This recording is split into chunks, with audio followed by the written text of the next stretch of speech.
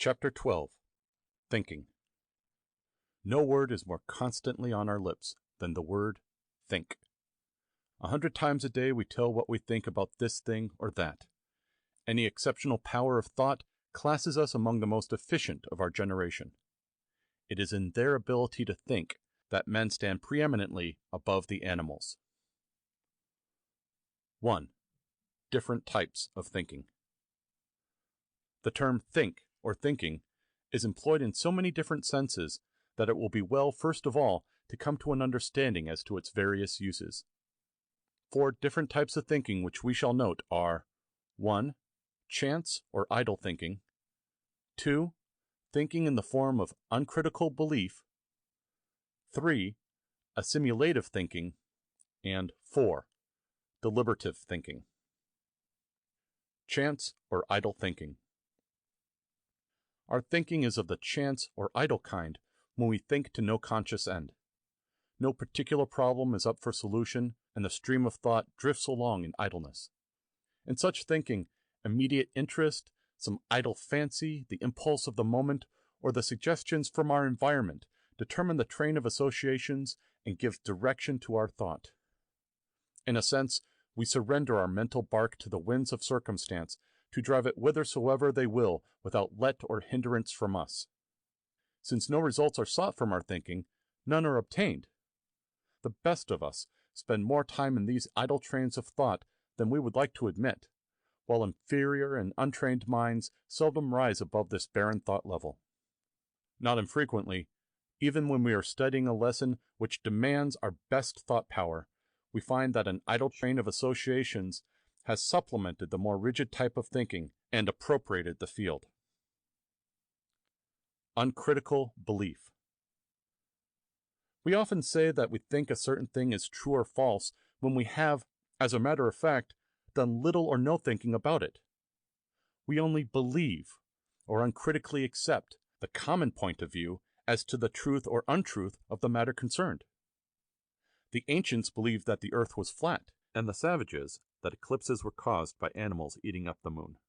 Not a few people today believe that potatoes and other vegetables should be planted at a certain phase of the moon, that sickness is a visitation of Providence, and that various charms are potent to bring good fortune or ward off disaster.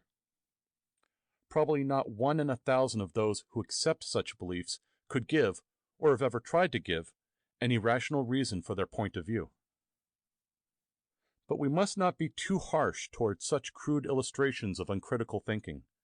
It is entirely possible that not all of us who pride ourselves on our trained powers of thought could give good reasons discovered by our own thinking why we think our political party, our church, or our social organization is better than some other one.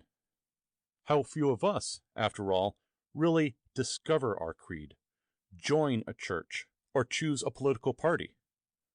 We adopt the points of view of our nation or our group much as we adopt their customs and dress, not because we are convinced by thinking they are the best, but because they are less trouble. Assimilative thinking. It is this type of thinking that occupies us when we seek to appropriate new facts or ideas and understand them, that is, relate them to knowledge already on hand. We think after this fashion in much of our study in schools and textbooks. The problem for our thought is not so much one of invention or discovery as of grasp and assimilation. Our thinking is to apprehend meanings and relations, and so unify and give coherence to our knowledge. In the absence of this type of thinking, one may commit to memory many facts that he does not understand, gather much information that contains little meaning to him, or even achieve very credible scholastic grades that stand for a small amount of education or development. For all information, to become vital and usable, must be thought into relation to our present active, functioning body of knowledge. Therefore, assimilative thinking is fundamental to true mastery and learning. Deliberative thinking. Deliberative thinking constitutes the highest type of thought process. In order to do deliberative thinking, there is necessary, first of all, what Dewey calls a split road situation. A traveler going along a well-beaten highway, says Dr. Dewey, does not deliberate, he simply keeps on going. but let the highway split into two roads at a fork, only one of which leads to the desired destination, and now a problem confronts him. He must take one road or the other, but which? The intelligent traveler will at once go to seeking for evidence as to which road he should choose.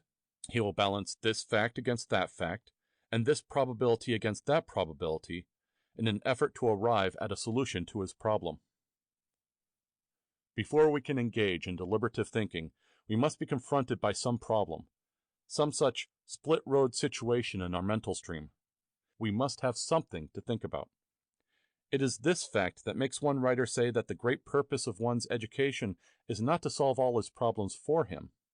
It is rather to help him, 1, to discover problems or split road situations, 2, to assist him in gathering the facts necessary for their solution, and 3, to train him in the weighing of his facts or evidence, that is, in deliberative thinking. Only as we learn to recognize the true problems that confront us in our own lives and in society about us can we become thinkers in the best sense.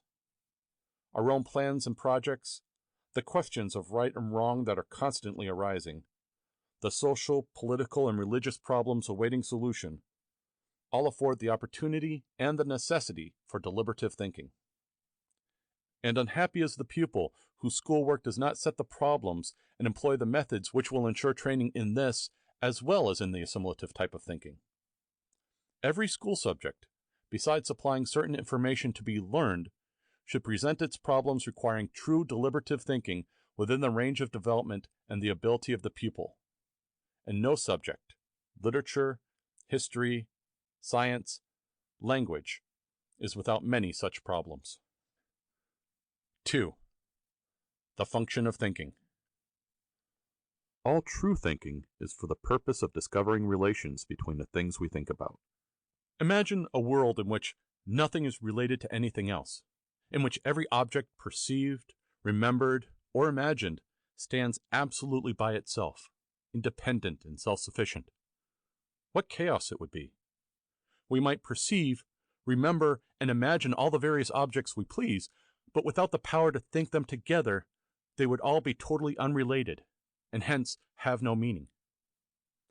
Meaning depends on relations. To have a rational meaning for us, things must always be defined in terms of other things, or in terms of their uses. Fuel is that which feeds fire. Food is what is eaten for nourishment. A locomotive is a machine for drawing a train. Books are to read, pianos to play, balls to throw, schools to instruct, friends to enjoy, and so on through the whole list of objects which we know or can define. Everything depends for its meaning on its relation to other things, and the more of these relations we can discover, the more fully do we see the meaning. Thus, balls may have other uses than to throw, schools other functions than to instruct, and friends mean much more to us than mere enjoyment. And just in the degree in which we have realized these different relations, have we defined the object, or in other words, have we seen its meaning. The function of thinking is to discover relations. Now it is by thinking that these relations are discovered. This is the function of thinking. Thinking takes the various separate items of our experience and discovers to us the relations existing among them, and builds them together into a unified, related, and usable body of knowledge, threading each little bit on the string of relationship which runs through the whole. It was, no doubt, this thought that Tennyson had in mind when he wrote, "Flower in the crannied wall, I pluck you out of the crannies. I hold you here, root and all, in my hand. Little flower, but if I could understand what you are, root and all in all, I should know what God and man is." Starting in with even so simple a thing as a little flower, if he could discover all the relations which every part bears to every other part and to all other things besides, he would finally reach the meaning of God and man. For each separate thing, be it large or small, forms a link in an unbroken chain of relationships which binds the universe into an ordered whole. Near and remote relations. The relations discovered through our thinking may be very close and simple ones, as when a child sees the relationship between his bottle and his dinner, or they may be very remote ones, as when Newton saw the relation between the falling of an apple and the motion of the planets in their orbits. But whether simple or remote, the seeing of relationships is in both cases alike thinking, for thinking is nothing, in its last analysis, but the discovering of the relationships which exist between the various objects in our mental stream. Thinking passes through all grades of complexity, from the first faint drawings in the mind of the babe when it sees the relation between the mother and its feeding, on to the mighty grasp of the sage who is able to think God's thoughts after him. But it all comes to the same end finally, the bringing to light of new meanings through the discovery of new relations. And whatever does this is thinking. Child and adult thinking. What constitutes the difference in the thinking of the child and that of the sage? Let us see whether we can discover this difference. In the first place, the relations seen by the child are immediate relations. They exist between simple percepts or images. The remote and the general are beyond his reach. He has not had sufficient experience to enable him to discover remote relations. He cannot think things which are absent from him or which he has never known. The child could by no possibility have seen in the falling apple what Newton saw, for the child knew nothing of the planets and their orbits, and hence could not see relations in which these formed one of the terms. The sage, on the other hand, is not limited to his immediate percepts or their images. He can see remote relations. He can go beyond individuals and think in classes. The falling apple is not a mere falling apple to him, but one of a class of falling bodies. Besides a rich experience full of valuable facts, the trained thinker has acquired also the habit of looking out for relations. He has learned that this is the method par excellence of increasing his store of knowledge and of rendering effective the knowledge he has.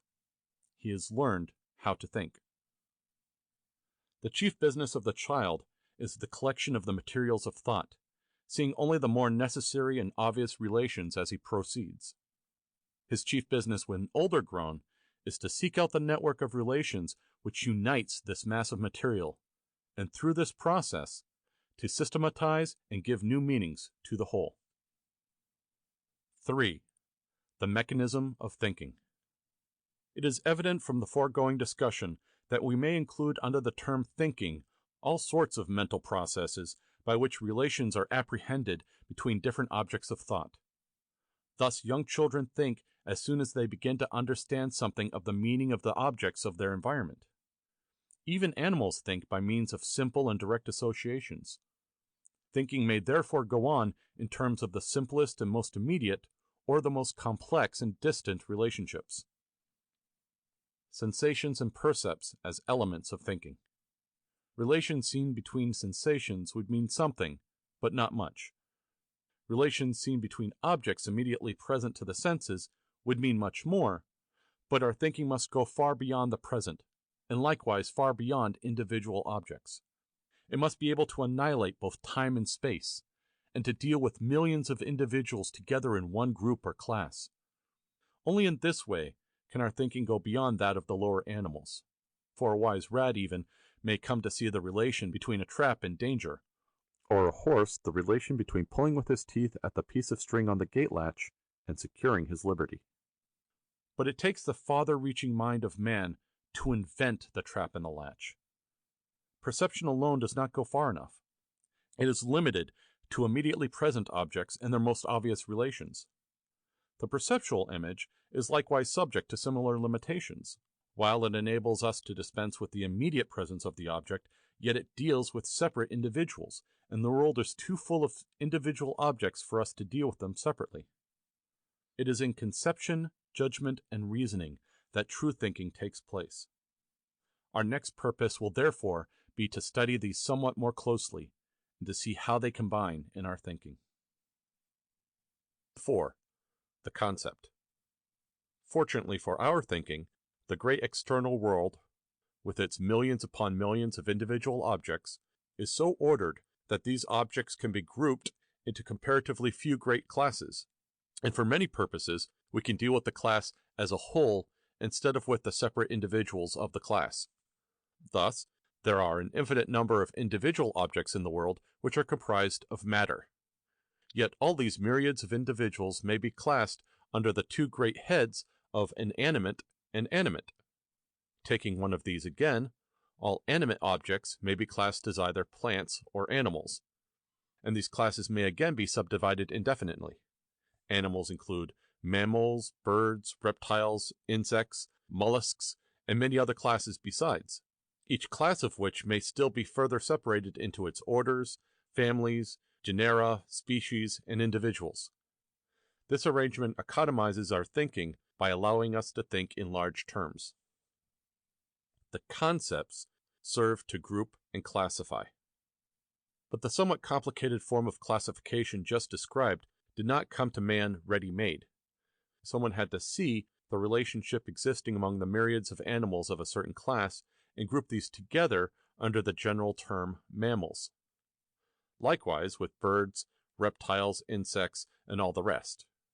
In order to accomplish this, many individuals of each class had to be observed, the qualities common to all members of the class discriminated from those not common, and the common qualities retained as the measure by which to test the admission of other individuals into this class. The process of classification is made possible by what the psychologist calls the concept.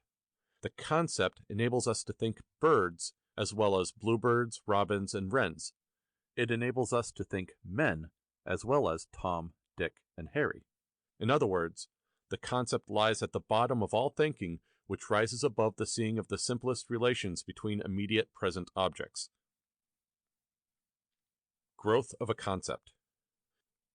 We can perhaps best understand the nature of the concept if we watch its growth in the thinking of a child. Let us see how the child forms the concept dog, under which he is able finally to class the several hundred or the several thousand different dogs with which his thinking requires him to deal. The child's first acquaintance with a dog is, let us suppose, with a pet poodle, white in color and named Jip. At this stage in the child's experience, dog and Jip are entirely synonymous, including Jip's color, size, and all other qualities which the child has discovered. But now let him see another pet poodle which is like Jip, except that it is black in color. Here comes the first cleavage between Jip and dog as synonyms. Dog no longer means white, but may mean black. Now let the child see a brown spaniel. Not only will white and black now no longer answer to dog, but the roly-poly poodle form has also been lost, for the spaniel is more slender. Let the child go on from this until he has seen many different dogs of all varieties, poodles, bulldogs, setters, shepherds, cockers, and a host of others. What has happened to his dog, which at the beginning meant the one particular little individual with which he played? Dog is no longer white, or black, or brown, or gray. Color is not an essential quality, so it has dropped out. Size is no longer essential except within very broad limits. Shagginess or smoothness of coat is a very inconsistent quality, so this is dropped. Form varies so much from the fat pug to the slender hound that it is discarded except within broad limits. Good nature, playfulness, friendliness, and a dozen other qualities are likewise found not to belong in common to all dogs, and so have had to go. And all that is left to his dog is four-footedness and a certain general form, and a few other dog qualities of habit of life and disposition. As the term dog has been gaining in extent, that is, as more individuals have been observed and classed under it, it has correspondingly been losing in content, or it has been losing in the specific qualities which belong to it. Yet it must not be thought that the process is altogether one of elimination, for new qualities, which are present in all the individuals of a class, but at first overlooked, are continually being discovered as experience grows and built into the developing concept. Definition of concept.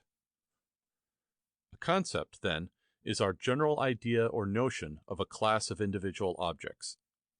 Its function is to enable us to classify our knowledge and thus deal with classes or universals in our thinking. Often the basis of a concept consists of an image, as when you get a hazy visual image of a mass of people when I suggest mankind to you. Yet the core, or the vital functioning part of a concept, is its meaning. Whether this meaning attaches to an image or a word, or stands relatively or completely independent of either, does not so much matter, but our meanings must be right, else all our thinking is wrong. Language and the concept. We think in words. None has failed to watch the flow of his thought as it is carried along by words like so many little boats moving along the mental stream, each with its freight of meaning. And no one has escaped the temporary balking of his thought by failure to find a suitable word to convey the intended meaning.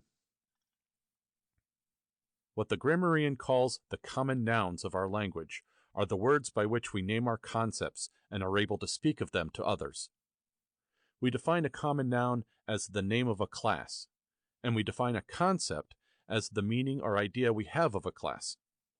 It is easy to see that when we have named these class ideas, we have our list of common nouns.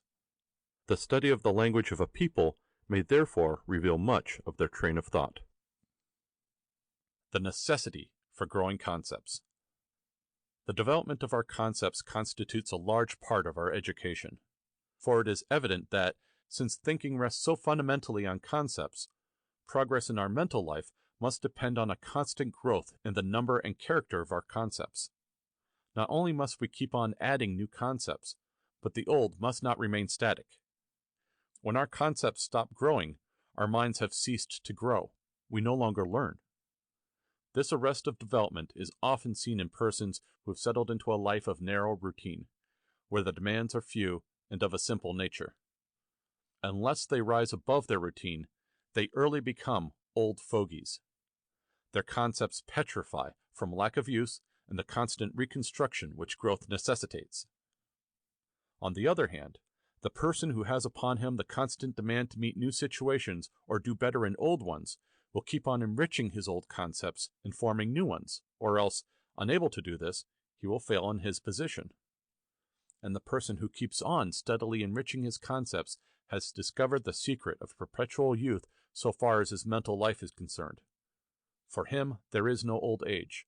His thought will always be fresh, his experience always accumulating, and his knowledge growing more valuable and usable. 5. Judgment.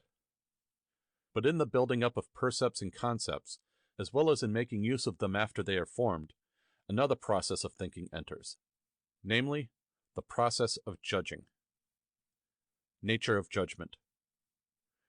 Judging enters more or less into all our thinking, from the simplest to the most complex. The babe lies staring at his bottle, and finally it dawns on his sluggish mind that this is the object from which he gets his dinner.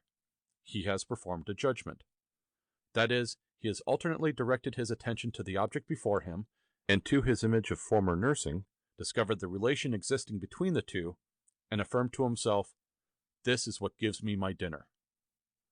Bottle and "what gives me my dinner" are essentially identical to the child. Judgment is, then, the affirmation of the essential identity of meaning of two objects of thought. Even if the proposition in which we state our judgment has in it a negative, the definition will still hold, for the mental process is the same in either case. It is as much a judgment if we say, "the day is not cold," as if we say, "the day is cold."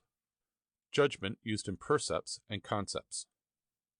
How judgment enters into the forming of our percepts may be seen from the illustration just given. The act by which the child perceived his bottle had in it a large element of judging. He had to compare two objects of thought, the one from past experience in the form of images, and the other from the present object in the form of sensation from the bottle, and then affirm their essential identity.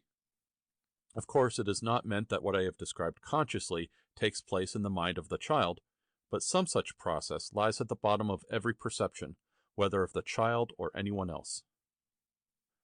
Likewise, it may be seen that the forming of concepts depends on judgment.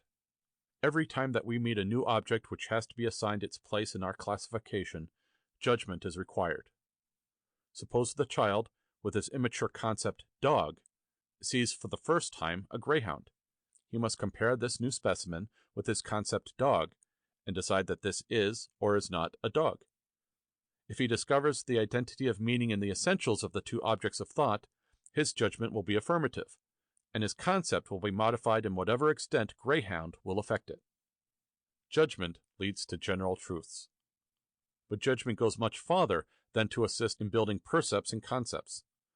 It takes our concepts after they are formed and discovers and affirms relations between them, thus enabling us finally to relate classes as well as individuals. It carries our thinking over into the realm of the universal, where we are not hampered by particulars. Let us see how this is done. Suppose we have the concept man and the concept animal, and that we think of these two concepts in their relation to each other. The mind analyzes each into its elements, compares them, and finds the essential identity of meaning in a sufficient number to warrant the judgment, man is an animal. This judgment has given a new bit of knowledge, in that it has discovered to us a new relation between two great classes, and hence given both, insofar, a new meaning and a wider definition. And as this new relation does not pertain to any particular man or any particular animal, but includes all individuals in each class, it has carried us over into universals, so that we have a general truth and will not have to test each individual man henceforth to see whether he fits into this relation. Judgments also, as we will see later, constitute the material for our reasoning. Hence, upon their validity will depend the validity of our reasoning. The validity of judgments. Now, since every judgment is made up of an affirmation of relation existing between two terms, it is evident that the validity of the judgment will depend on the thoroughness of our knowledge of the terms compared. If we know but few of the attributes of either term of the judgment is clearly unsafe. Imperfect concepts lie at the basis of many of our wrong judgments. A young man complained because his friend had been expelled from college for alleged misbehavior. He said, "Mr. A was the best boy in the institution." It is very evident that someone made a mistake in judgment. Surely no college would want to expel the best boy in the institution. Either my complainant or the authorities of the college had failed to understand one of the terms in the judgment. Either Mr. A or the best boy in the institution had been wrongly interpreted by someone.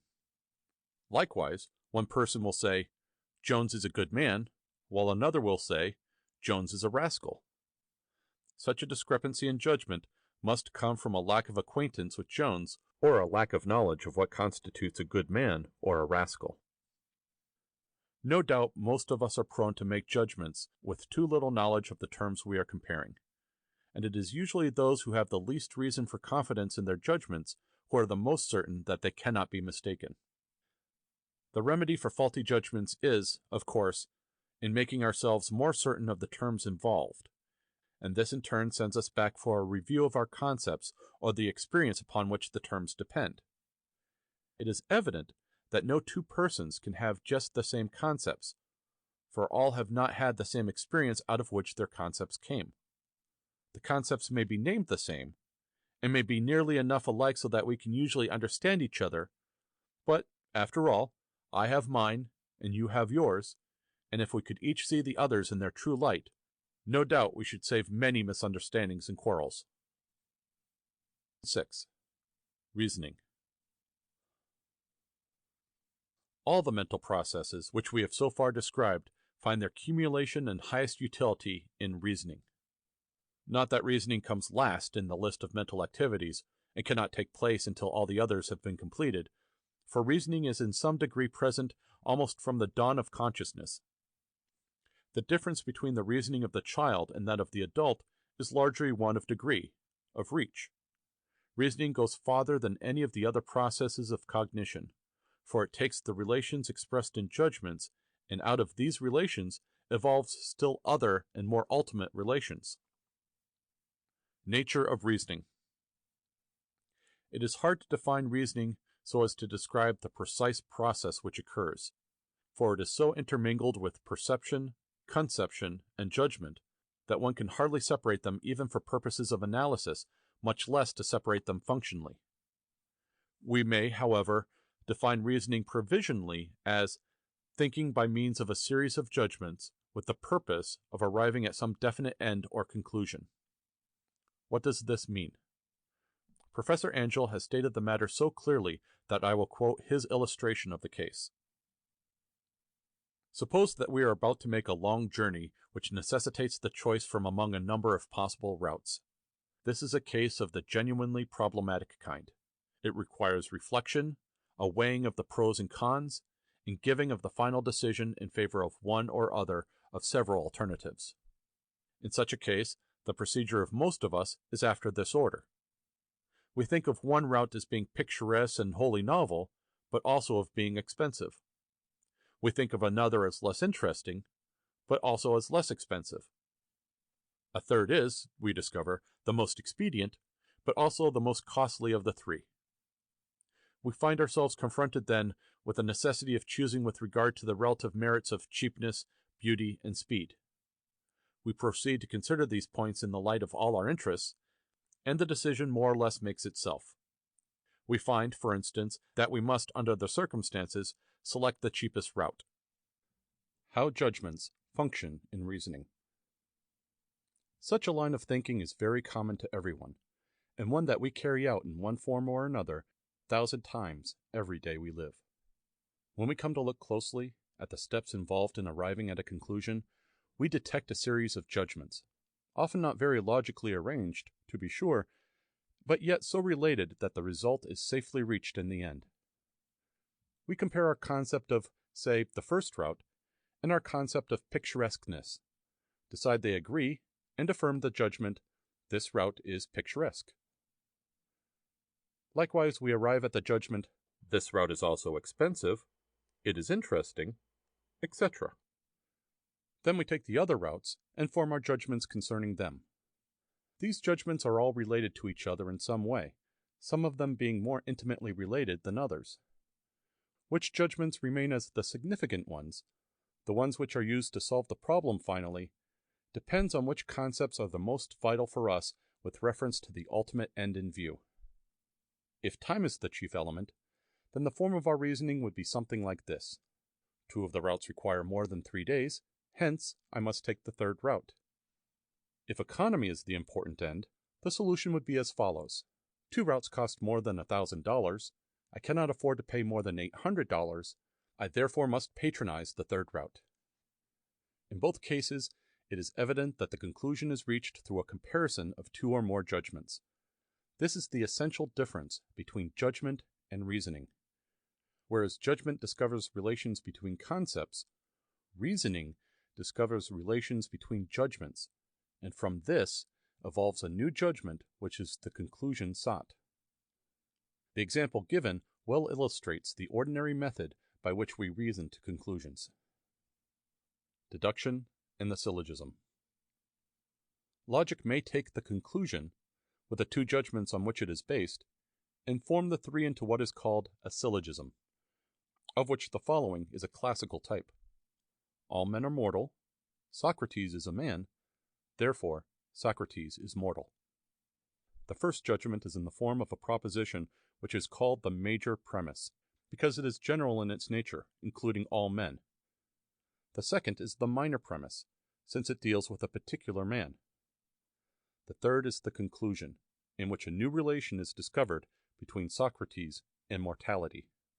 This form of reasoning is deductive, that is, it proceeds from the general to the particular. Much of our reasoning is an abbreviated form of the syllogism, and will readily expand into it. For instance, we say, it will rain tonight, for there is lightning in the west. Expanded into the syllogism form, it would be, lightning in the west is a sure sign of rain. There is lightning in the west this evening, therefore it will rain tonight. While we do not commonly think in complete syllogisms, it is often convenient to cast our reasoning in this form to test its validity. For example, a fallacy lurks in the generalization, lightning in the west is a sure sign of rain. Hence the conclusion is of doubtful validity. Induction. Deduction is a valuable form of reasoning, but a moment's reflection will show that something must precede the syllogism in our reasoning. The major premise must be accounted for. How are we able to say that all men are mortal, and that lightning in the west is a sure sign of rain. How was this general truth arrived at? There is only one way, namely, through the observation of a large number of particular instances, or through induction. Induction is the method of proceeding from the particular to the general. Many men are observed, and it is found that all who have been observed have died under a certain age. It is true that not all men have been observed to die, since many are now living, and many more will no doubt come and live in the world whom we cannot observe, since mortality will have overtaken us before their advent. To this it may be answered that the men now living have not yet lived up to the limit of their time, and besides, they have within them the causes working whose inevitable effect has always been and will always be death. Likewise with the men yet unborn, they will possess the same organism as we, whose very nature necessitates mortality. In the case of the premonitions of rain, the generalization is not so safe, for there have been exceptions. Lightning in the west at night is not always followed by rain, nor can we find inherent causes as in the other case which necessitates rain as an effect. The necessity for broad induction. Thus it is seen that our generalizations, or major premises, are of all degrees of validity. In the case of some, as the mortality of man, millions of cases have been observed and no exceptions found. But on the contrary, causes discovered whose operation renders the result inevitable. In others, as, for instance, in the generalization once made, all cloven-footed animals chew their cud, not only had the examination of individual cases not been carried so far as in the former case when the generalization was made, but there were found no inherent causes residing in their cloven-footed animals which make it necessary for them to chew their cud. That is, cloven feet and cud chewing do not of necessity go together, and the case of the pig disproves the generalization. In practically no instance, however, is it possible for us to examine every case upon which a generalization is based. After examining a sufficient number of cases, and particularly if there are supporting causes, we are warranted in making the inductive leap, or in proceeding at once to state our generalization as a working hypothesis. Of course, it is easy to see if we have a wrong generalization. If our major premise is invalid, all that follows in our chain of reasoning will be worthless. This fact should render us careful in making generalizations on too narrow a basis of induction.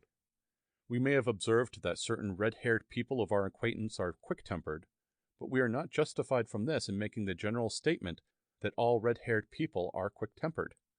Not only have we not examined a sufficient number of cases to warrant a conclusion, but we have found in the red hair not even a cause of quick temper, but only an occasional concomitant. The interrelation of induction and deduction. Induction and deduction must go hand in hand in building up our world of knowledge. Induction gives us the particular facts out of which our system of knowledge is built, furnishes us with the data out of which general truths are formed. Deduction allows us to start with the generalization furnished by induction, and from this vantage ground to organize and systemize our knowledge, and, through the discovery of its relations, to unify it and make it usable. Deduction starts with a general truth and asks the question, what new relations are made necessary among particular facts by this truth? Induction starts with particulars and asks the question, to what general truth do these separate facts lead? Each method of reasoning needs the other. Deduction must have induction to furnish the facts for its premises. Induction must have deduction to organize these separate facts into a unified body of knowledge. He only sees well who sees the whole in the parts, and the parts in the whole. 7. Problems in observation and introspection. 1. Watch your own thinking for examples of each of the 4 types described. Observe a class of children in a recitation or at study, and try to decide which type is being employed by each child. What proportion of the time supposedly given to study is given over to chance or idle thinking, to assimilative thinking, to deliberative thinking? 2.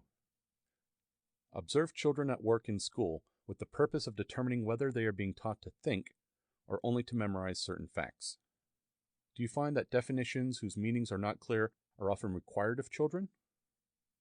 Which should come first, the definition or the meaning and application of it? 3. It is of course evident from the relation of induction and deduction that the child's natural mode of learning a subject is by induction. Observe the teaching of children to determine whether inductive methods are commonly used. Outline an inductive lesson in arithmetic, physiology, geography, civics, etc. 4. What concepts have you now which you are aware are very meager? What is your concept of mountain? How many have you seen? Have you any concepts which you are working very hard to enrich? 5. Recall some judgment which you have made, and which proved to be false, and see whether you can now discover what was wrong with it. Do you find the trouble to be an inadequate concept? What constitutes good judgment? Poor judgment? Did you ever make a mistake in an example in, say, percentage, by saying, this is the base, when it proved not to be? What was the cause of the error? 6. Can you recall any instance in which you made too hasty a generalization when you had observed but few cases upon which to base your premise? What of your reasoning which followed? 7. See whether you can show that validity of reasoning rests ultimately on correct perceptions. What are you doing at present to increase your power of thinking? 8. How ought this chapter to help one in making a better teacher, a better student? End of Chapter 12. Recording by Carl Thornton. ThorntonText.com